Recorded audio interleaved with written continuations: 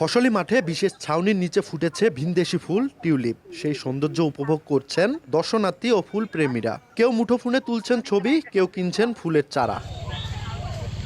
পঞ্চগড়ের তেঁতুলিয়া উপজেলার ভারতীয় সীমান্ত ঘেঁষা দর্জিপাড়া এলাকায় নারী উদ্যোক্তাদের মাধ্যমে খামার পর্যায়ে পঞ্চমবারের মতো শীতপ্রধান দেশের ফুল টিউলিপের চাষ করা হয়েছে। সূর্যের আলো ও তাপ নিয়ন্ত্রণে বিশেষ শেডের নিচে সারি সারি 5 প্রজাতির অন্তত 12,500 টিউলিপ ফুলের গাছ রয়েছে।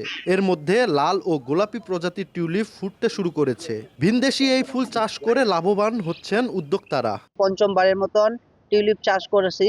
একটা ফুল মোটামুটি আমাদের চলে আসে সম্পূর্ণ আকারে। বিগত বছরগুলো তো মোটামুটি আমরা সফলতা অর্জন করেছি এবং এবারও সফলতা অর্জন করতে পারবো। 3 মাসে প্রায় বছরের একটা ফসলে যে লাভ হয় তার থেকে দ্বিগুণ লাভ চলে আসে। দর্শনার্থীরা জনপ্রতি 50 টাকার টিকিট কেটে বাগানে প্রবেশ করে টিউলিপের সৌন্দর্য উপভোগ করছেন। কেউ ফুল ছুঁয়ে দেখছেন, আবার কেউ ছবি তুলছেন।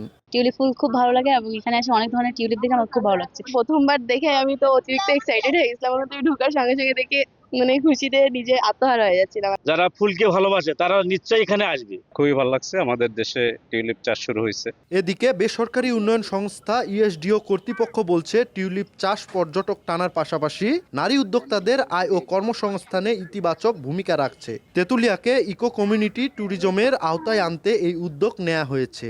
আমরা এখন এখানে গড়ে তুলছি ইকো কমিউনিটি ট্যুরিজম, যা একদিকে যেমন পর্যটকদেরকে এই অঞ্চলটিকে আরো আকর্ষণীয় করে আসার ব্যাপারে আগ্রহী করে তুলবে, একইভাবে এই অঞ্চলের প্রান্তিক মানুষের আয় ও কর্মসংস্থানের ক্ষেত্রেও তাৎপর্যপূর্ণ ভূমিকা রাখতে সক্ষম হবে।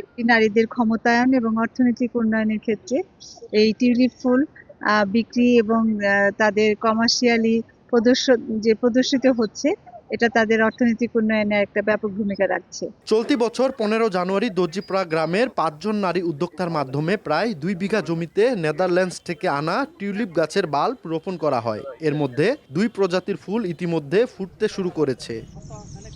সোহাগ হায়দার, সময় সংবাদ, পঞ্চগড়।